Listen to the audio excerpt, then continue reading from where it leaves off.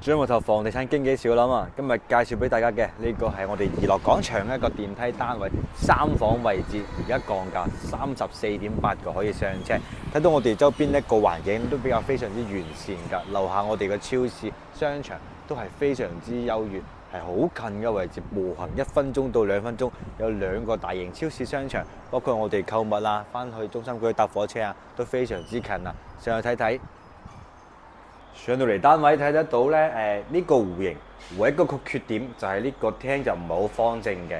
而家房間正面積83個平方，係電梯高層鳳凰樓層嚟嘅，上面仲有唔係頂樓啊。而家降價咧就34.8個，我睇到整體可以直接拎包入住一個狀態，包括我哋廚房同埋廁所啊，同埋房間所有家私家電咧，包括呢啲咁嘅全部整備齊全，你就唔需要再操心啦。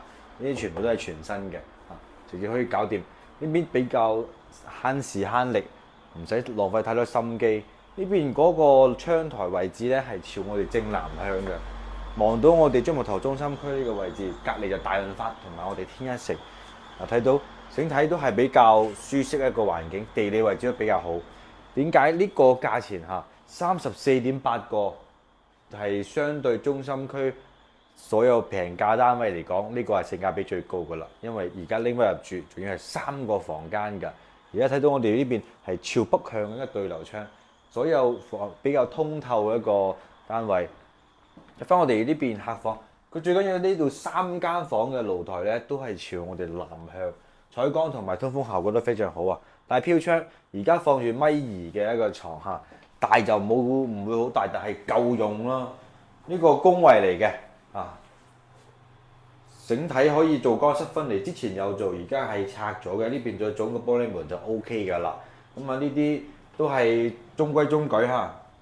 睇翻呢間呢個客房咧，就相對會闊少少啦。而家都係放住米2床，都大飄窗，都係朝南向。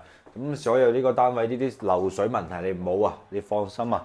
而家我哋位於樟木頭中心區一個怡樂廣場啊，呢個主人房個套間就相對會大啲嘅。主人房係自己住咧，所以係整體會大少少。而家呢張床就2米啊，2米，仲有2個床頭櫃嗰個位置。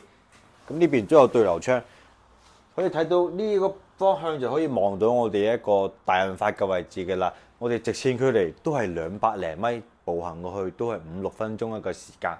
呢邊呢個飄窗都係望翻我哋一個天和百貨啊，過去都係幾分鐘路程行路啊，唔需要打車，非常之便捷嘅一個小區啦。呢邊兩面嘅一個櫃咧，全部都係新訂做嘅，所以都係比較適中，你唔需要再操心。